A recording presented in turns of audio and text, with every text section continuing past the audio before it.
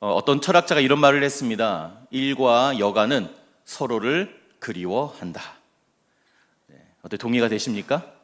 네, 정신없이 우리가 일에 집중하다 보면 내 평생 정말 한 번은 원 없이 한번 푹 쉬는 날이 왔으면 좋겠다 싶고 그런 날을 그리워하지만 진짜 막상 그렇게 바라던 푹 쉴 수 있는 날이 오면 어떻습니까? 한번 제대로 쉬어보자 맘먹고 쉬지만 쉬어지던가요? 잘 안 됩니다. 왜 그래요? 쉬는 법을 까먹은 거죠. 어떻게 해야 제대로 여가를 보내는지를 다 잊어버렸어요. 그래서 쉬는 법도 쉬는 것도 참 쉽지가 않구나 하는 것을 우리가 깨닫게 됩니다. 여러분, 이 일과 여가가 균형을 이뤄야 하는데 이 정말 먹고 살기 힘든 이 시대에 우리가 이것을 균형을 이루며 살기가 거의 불가능하다는 것이죠. 그래서 성공적인 인생을 살기 위해 이 쉬는 것이 희생되는 것이 너무나 당연시되는 시대를 우리가 살고 있습니다. 그래서 여러분, 성공하면서 가족과 친구들과 충분한 시간을 보내는 것이 불가능한 일처럼 되어버렸어요. 그래서 이 마틴 베레가드라는 사람도 같은 생각이었습니다. 이 마틴 베레가드라는 이 사람은 이 맥켄지라는 세계적인 컨설팅 회사를 설립하고 이 사람이 어떻게 일했냐면 하루에 3시간만 자면서 거의 21시간을 업무에 매달리면서 사업을 일으켜서 아주 전 세계적인 컨설팅 회사로 성공 가도를 달리던 인물이었습니다. 하지만 어느 날 이 사람이 과로로 쓰러진 후에 그 인생을 돌아보면서 내가 성공한 것 같았지만 지금까지 삶을 잘못 살았구나라는 것을 깨닫고요, 회사를 그만두게 됩니다. 그리고 새로운 시도를 하게 되는데요, 일주일에 35시간만 일하면서도 사업에 성공하고 가족들과 친구들과 관계도 지키며 살 수 있다는 이 새로운 삶의 방식을 선택했고, 이 일과 여가가 실제로 공존할 수 있다는 것을 스스로 증명해 보인 사람이에요. 여러분, 화면에 보시는 바와 같이 그는 자신이 쓴 책 Winning Without Losing, 그 무엇도 놓치지 않고 이기는 법, 승리하는 법이라는 이 책에서 이 성공과 행복은 양자택일이 아니라 관점을 바꾸면 이 둘은 공존할 수 있다라고 이 책에서 얘기하고 있는 것입니다. 여러분, 많은 사람들이 일에 성공하려면, 성공적인 인생을 살기 위해선, 돈을 많이 벌기 위해선 가족이나 삶을 희생해야 한다라고 믿고 있습니다만, 여러분, 삶에 대한 관점과 전략이 바뀌면 이 바로 일과 여가, 성공과 행복이 함께 갈 수 있다고 이 책이 주장하고 있는 것입니다. 근데 여러분, 이 말은 우리 신앙생활에서도 그대로 적용될 수 있다는 것이죠. 여러분, 우리는요, 이 살아가면서 일과 쉼, 그리고 가족과 일터, 그리고 신앙과 현실 사이 이 경계선 위를 걸어가고 있습니다. 근데 가만히 생각해 보면요, 이 신앙이라는 것이, 이 믿음이라는 것이 나의 삶에 들어오는 순간부터 우리는 좀 단순하게 살 수 없게 되었어요. 여러분, 신앙이 없을 때는 어떻습니까? 내가 옳은 대로, 생각하는 대로 그냥 그대로 행동하면 됐었어요.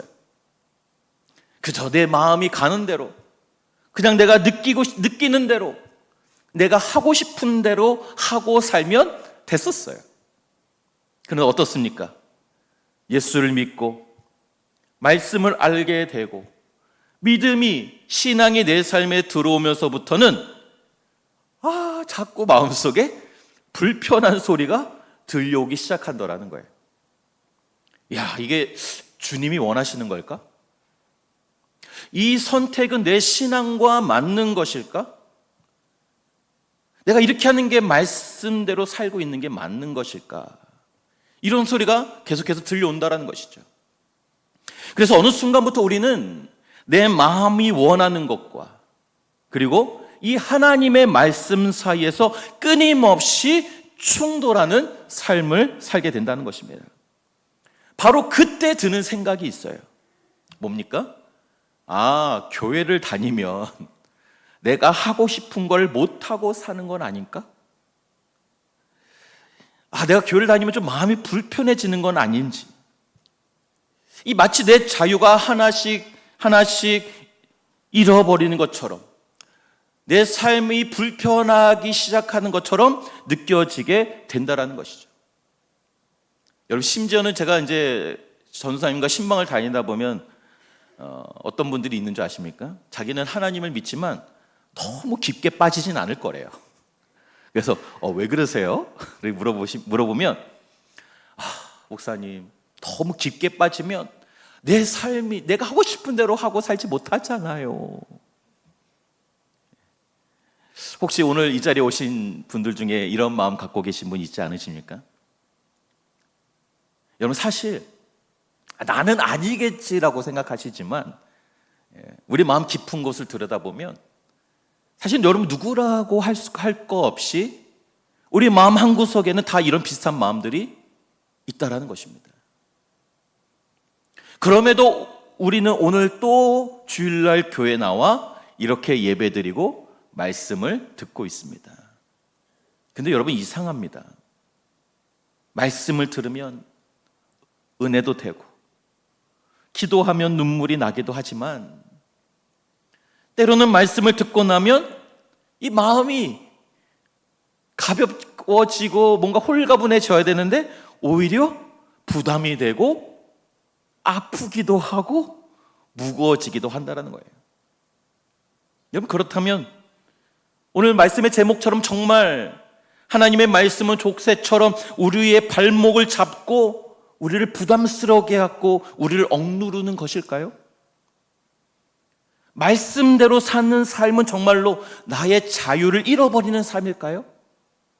아니면 혹시 우리가 말씀을 오해하고 있는 것은 아닐까요? 저는 오늘 말씀을 통해서 우리가 하나님의 말씀을 어떻게 이해해야 하는지, 그리고 그 말씀이 어떻게 우리에게 자유를 줄 수 있는지를 함께 나누고자 하는 것입니다. 그럼 먼저 우리는 왜 이 말씀을 대할 때 자유를 뺏기는 것처럼 느껴질까요? 그것은 여러분, 우리는 말씀 읽다 보면 뭐가 많습니까? 그렇죠. 뭐뭐 하지 마라. 아주 대표적인 율법이 뭐예요?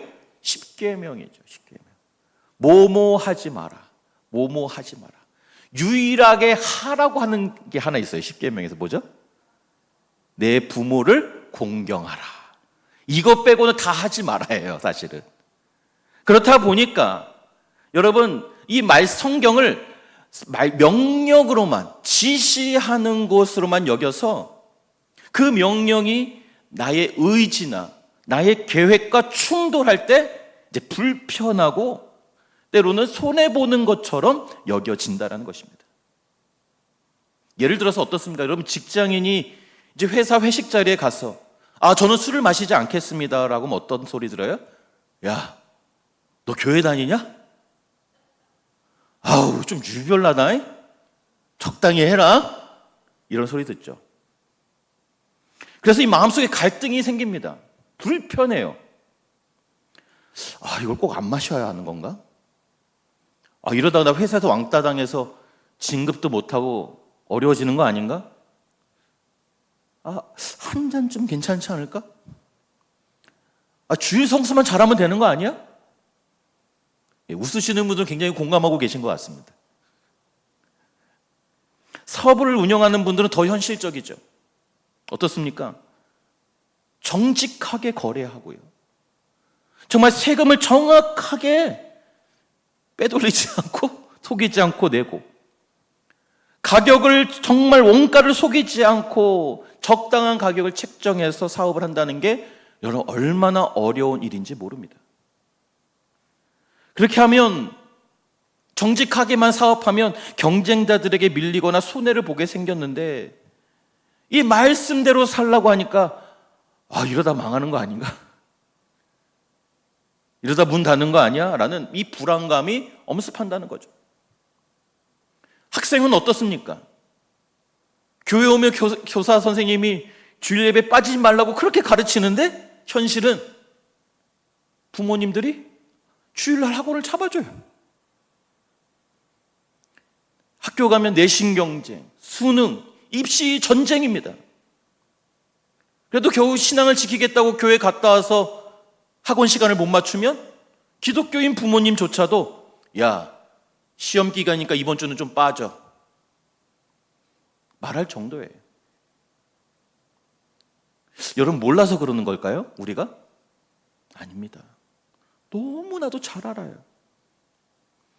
여러분, 우리는 말씀대로 사는 것이 복받는 길이라는 것을 너무나도 잘 알고 있어요. 하지만 동시에 알고는 있지만 그렇게 살아가는 것이 너무나도 비효율적이고 때로는 너무나도 손해보는 것 같다라고 느낀다는 거예요. 그래서 여러분, 우리는 신앙과 현실, 바로 이 사이에서 갈등하며 결국 이 마음 깊은 곳에 말씀대로 살면 자유롭지 못하고 성공하지 못할 수도 있다라는 생각을 완전히 떨쳐버리지 못한다는 거예요. 때로는 의문을 품고 있기도 합니다. 이게 가능한 일인가? 근데 여기서 끝이 아니죠. 진짜 문제는 바로 여기서부터 시작되는 거예요. 이게 무슨 말이냐? 이렇게 말씀에 대한 의문을 품고 있잖아요. 그러면 어떤 현상이 발생하냐? 말씀을 피하게 된다는 거예요. 이렇게 주일날 예배는 나와서 말씀을 듣지만 말씀을 듣는 정도로 끝낸다는 거예요. 큐티를 교회에서 하라고 하니까 1년치도 다 이미 구독해놔서 책은 매일 받으니까 어떻게 안 할 수 없잖아요. 그러니까 읽긴 읽어요. 그런데 적용하지 않습니다. 순종보다는 감동만 원해요.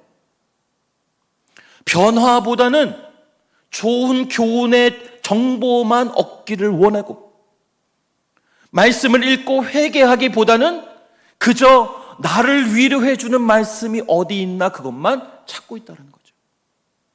왜 그럴까요? 말씀이 부담스러워서 그런 거예요. 때로는 말씀이 날카롭기도 하고, 때로는 목사님의 말씀이 내 폐부를 찌르는 것처럼 아프기도 하고, 내 마음을 흔들기 때문에 그런 거예요. 그래서 어느 순간부터요, 우리는 말씀을 들어도 더 이상 순종하거나 실천하려고 하지 않습니다. 그러나 성경은 이런 우리에게 이렇게 말씀하십니다. 23절 말씀 우리 같이 세번역 성경으로 읽겠습니다. 시작.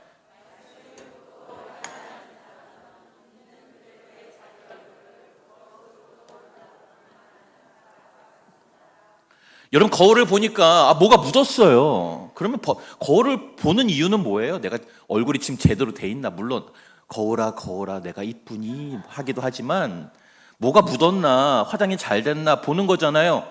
그러면 이상하게 됐으면 어떻게 돼요? 고쳐야 거울을 보는 의미가 있죠. 그런데 여러분, 묻은 걸 보기만 보고 아무런 행동을 하지 않는 바로 자기 기만, 스스로를 속이는 상태가 지금 우리의 모습일 수도 있다는 것입니다. 여러분, 그렇다면 우리의 생각처럼 하나님은 우리를 불편하게 하려고, 나에게 족쇄를 채우기 위해 이런 말씀을, 불편한 말씀을 우리에게 주시는 걸까요? 오늘 본문 25절을 우리 함께 읽도록 하겠습니다. 시작. 그러나 완전한 율법, 곧 자유를 주는 율법을 잘 살피고 끊임없이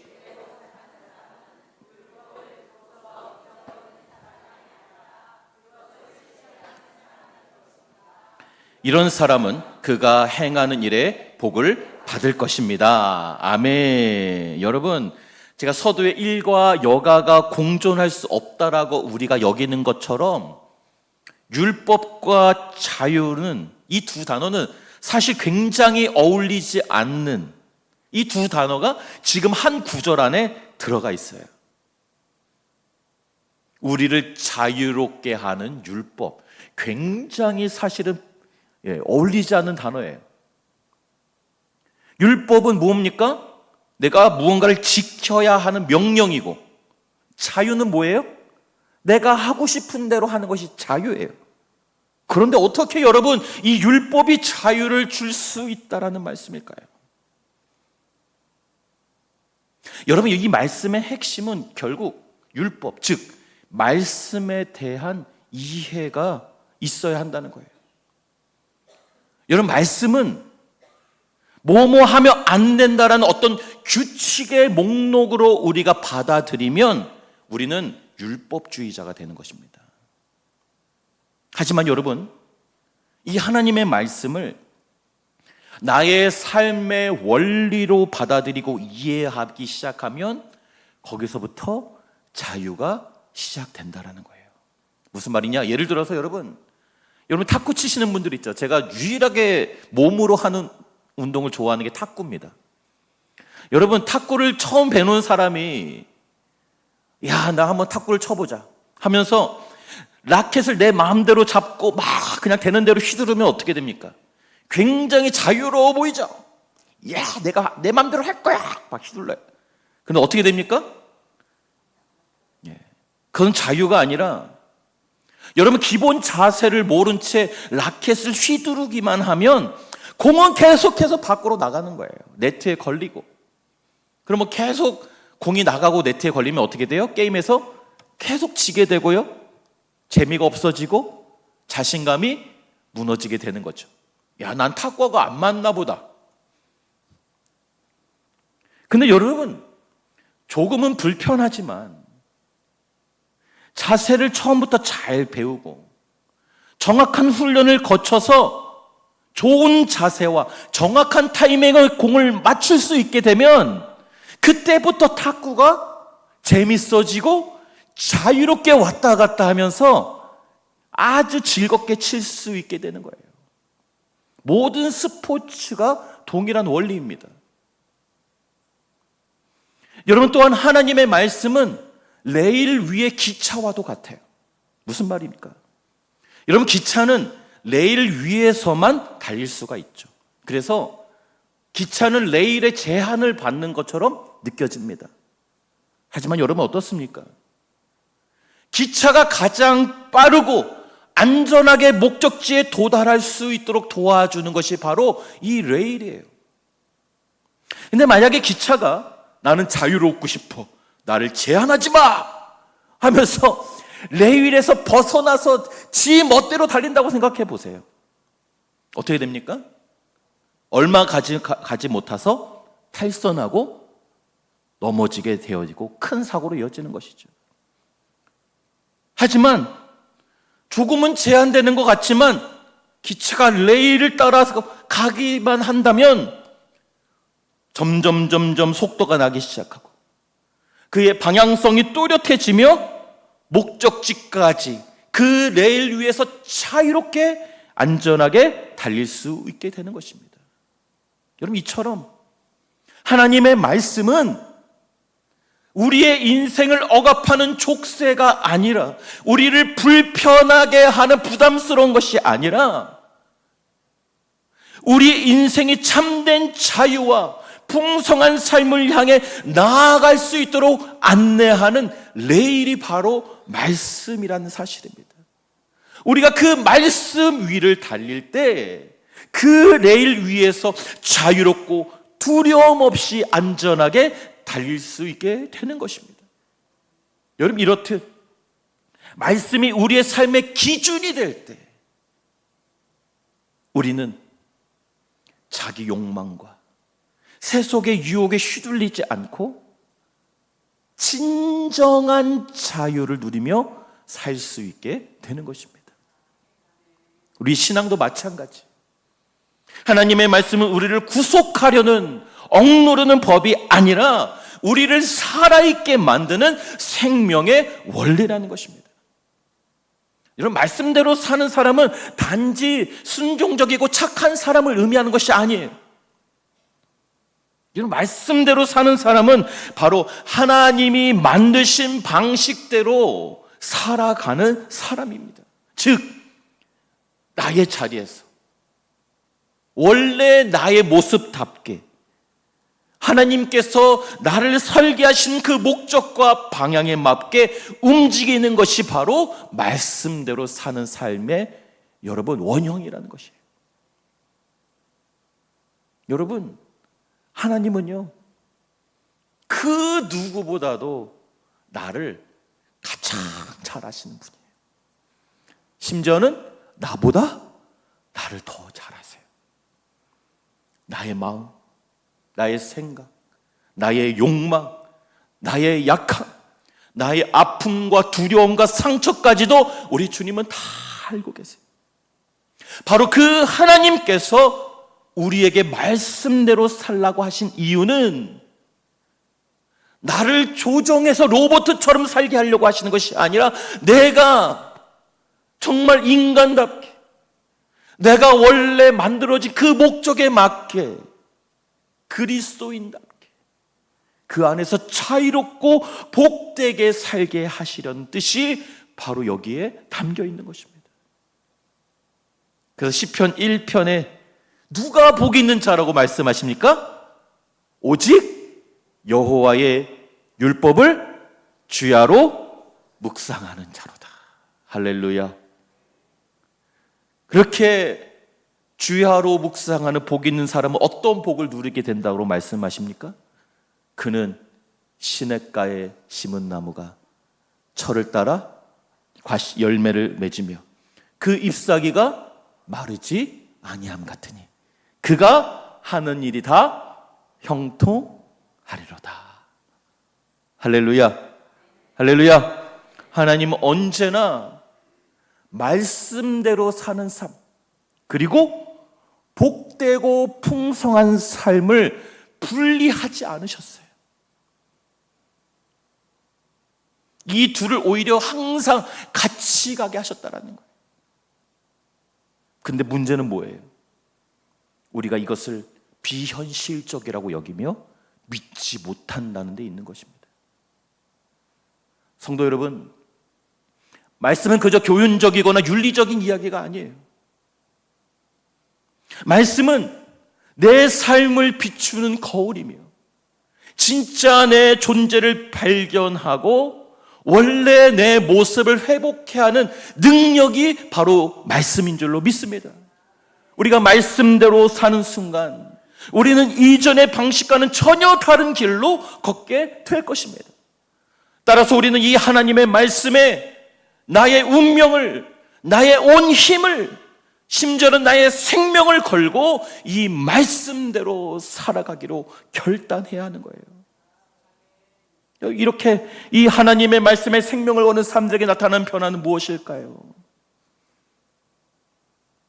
바로 비난이 변하여 사랑이 되고, 비교가 변하여 자족이 되고, 불안이 변하여 평안이 되고, 죄책감이 변하여 자유롭게 되는 줄로 믿으시기를 바랍니다.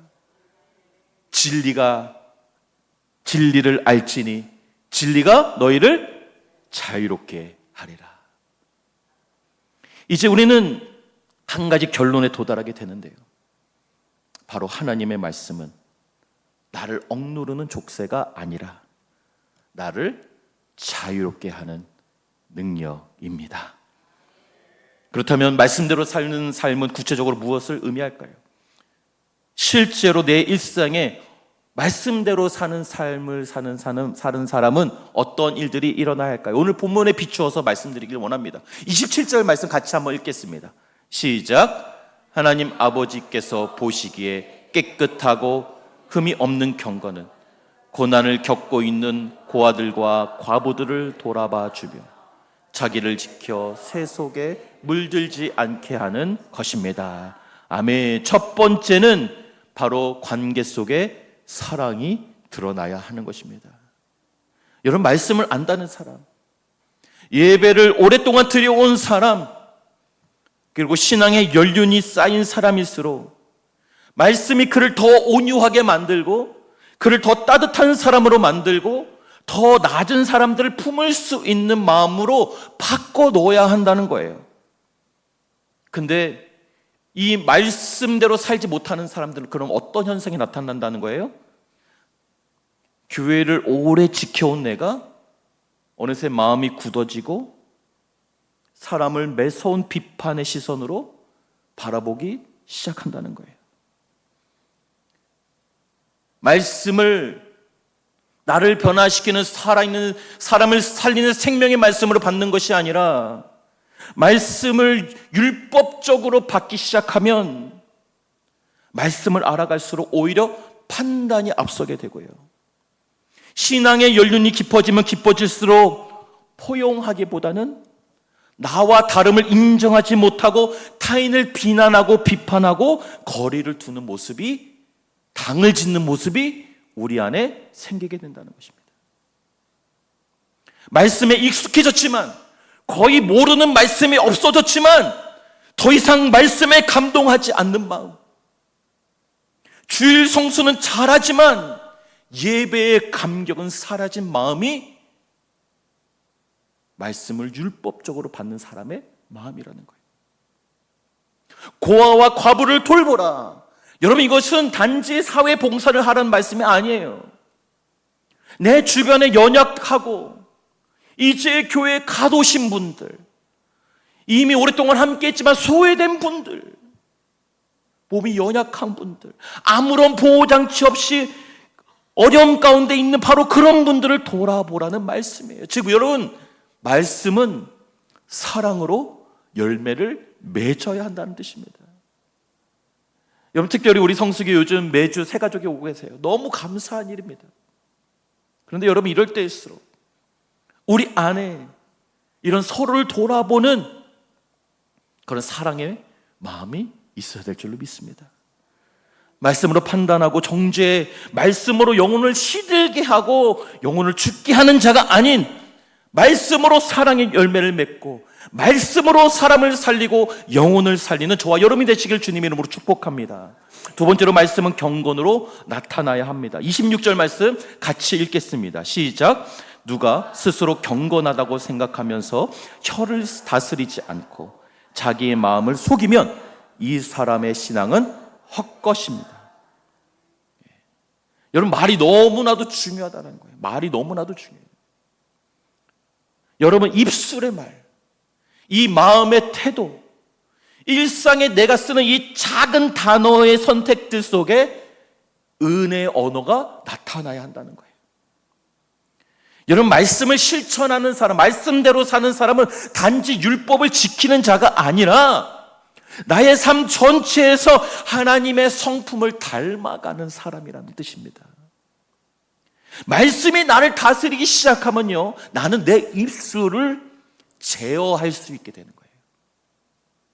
여러분, 가능하면요, 교회에 와서 다른 사람 지적하지 마시길 바랍니다. 특별히 젊은 사람 보면서 여러분 지적하지 말아주세요.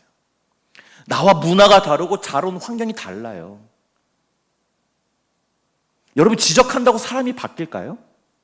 바뀌던가요? 한번 여러분 삶을 돌아보세요. 누굴 지적한다고 그 사람이 그렇게 하지 않고 오던가요? 안 바뀌어요. 여러분, 지적한다고 사람은 절대로 바뀌지 않아요. 그럼 뭐만 남습니까? 상처만 남는 거예요. 그런 일을 왜 하냐는 거예요. 바뀌지 않고 상처만 받는데 왜 그런 일을 하냐는 거예요, 교회에서. 여러분, 아무 의미 없는 일이에요. 여러분, 지적은 교역자만 하는 걸로 하십시다. 할렐루야. 담임 목사가 주로 하고, 여러분들은 사랑의 언어를 써주세요. 격려해 주세요. 이해해 주시길 바랍니다. 말씀을 실천하는 사람은 감정에 휘둘리지 않고 충동적인 말과 행동을 절제하고 누구를 만나든지 하나님의 인격, 예수님의 인격을 드러낼 수 있게 된다는 거예요. 말씀의 능력으로 내 삶을 정죄하고 나를 다스리며 내 인생을 주님 앞에 아름답게 다듬어가는 저와 여러분이 되시길 주님의 이름으로 축복합니다. 마지막 세 번째로, 말씀은 세속에 물들지 않겠다라는 결단으로 이어져야 하는 것입니다. 27절 후반절에 경건한 자는 자기를 지켜 세속에 물들지 않게 하는 것이다 라고 말씀하세요. 여러분, 이처럼 말씀은 우리를 세상의 기준과 정반대 방향으로 이끌어갑니다. 그래서 말씀대로 사는 사람은 늘 시대를 역행하는 것처럼 보이죠. 하지만 여러분, 말씀은 우리를 거꾸로 시대를 역행해서 가게 하는 게 아니라 이 세상이 지금 거꾸로 가고 있는 거예요. 따라서 말씀은 우리를 원래대로, 원래의 모습으로 이끌어 간다는 것입니다. 하나님께서 만드신 그 원형, 그 형상 그대로 우리를 회복시키기 위한 말씀이기에, 여러분, 말씀대로 사는 삶은 거슬러서 사는 것이 아니라 바로 잃어버린 나를 다시 찾아가는 길임을 믿으시기를 바랍니다. 네, 결론입니다. 사랑하는 성도 여러분, 어떻습니까? 오늘도 불편하신가요? 여러분, 말씀이 불편하고 힘들게 느껴집니까? 그러면요, 감사하시길 바랍니다. 왜요? 왜 감사해야 돼요? 그 불편함은요, 그래도 아직 내가 그 말씀 앞에 살아있다는 증거예요.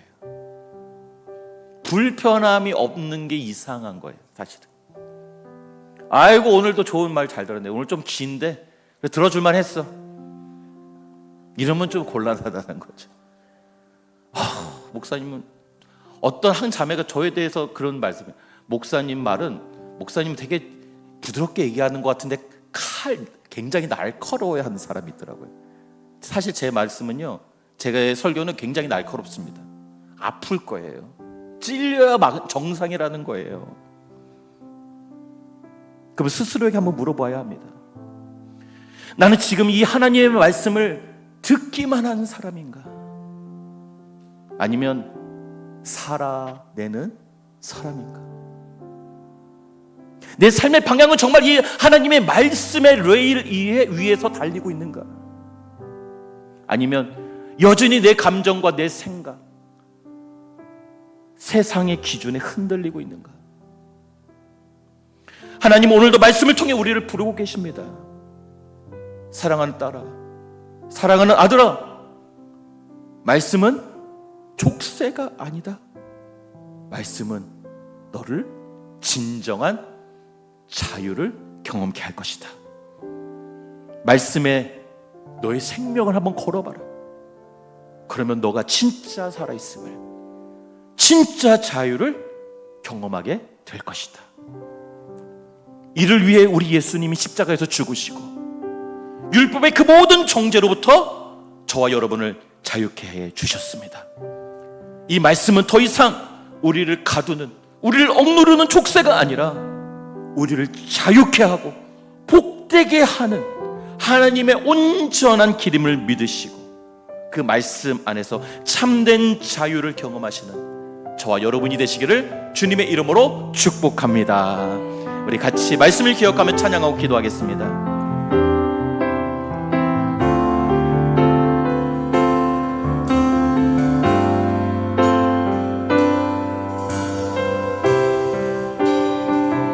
말씀 앞에서 경외함으로 주께 홀로 섭니다. 생명의 말씀 믿고 순종해 주를 예배합니다. 말씀 앞에서 경외함으로, 말씀 앞에서 경외함으로 주께 홀로 섭니다. 생명의 말씀 읽고 순종해 주를 예배합니다.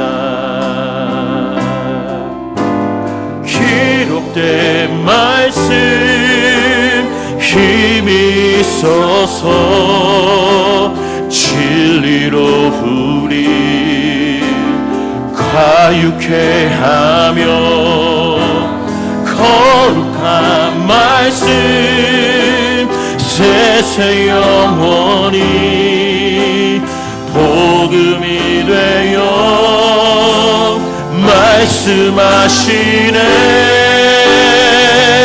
하나님 말씀에 두려워 떠는 자, 그 말씀에 생명을 거는 자, 한 사람 찾으시는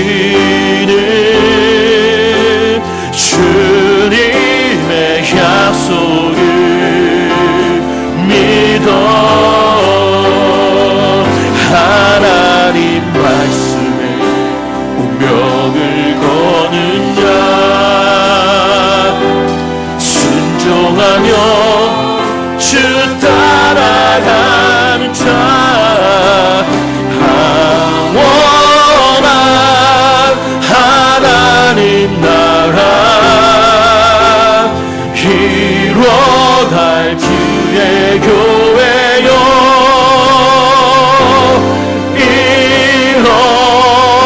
기록된 말씀 힘이 있어서, 기록된 말씀 힘, 진리로 우리를 자유케 하며, 진리로 우리 자유케 하며, 거룩한 말씀, 거룩한 말씀 세세 영원히 복음이네요.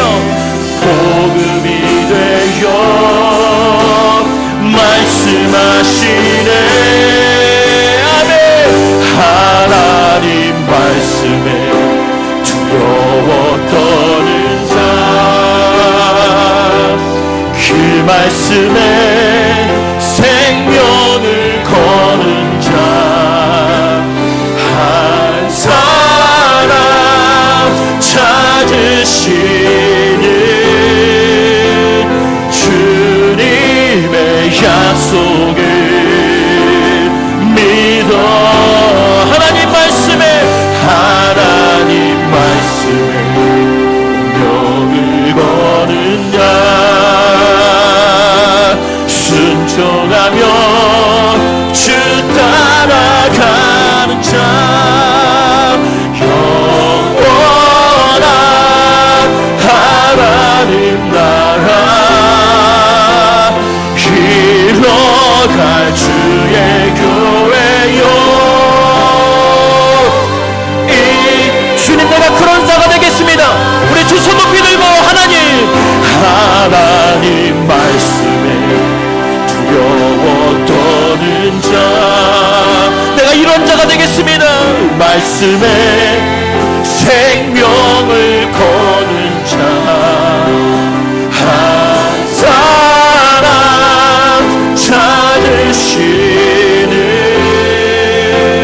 주님의 약속을, 내가 하나님 말씀에 내 운명을 걸겠습니다. 하나님 말씀에 운명을 거는 자, 순종하며 주 따라가는 자, 영원한 하나님 나라 이루어갈 주의 교회요,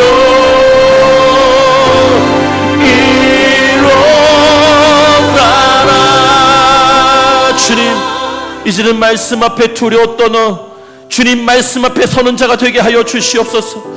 귀로 듣는 신앙을 넘어서서 삶으로 순종하는 신앙이 되게 하여 주시옵소서. 말씀의 생명을 걸고 말씀의 운명을 거는 사람, 바로 그 한 사람이 제가 되겠습니다. 하나님 말씀을 내 삶의 기준, 방향, 유일한 길로 삼고 날마다 그 말씀을 따라 살아가게 하여 주시옵소서. 우리 성수교회가, 우리 가정이, 우리 다음 세대가 하나님의 말씀으로 자유를 얻고 복을 누리는 본질로 돌아가 초대교회의 신앙을 회복하는 우리가 되게 하여 주시옵소서. 우리 주여 외치고 기도하겠습니다. 주여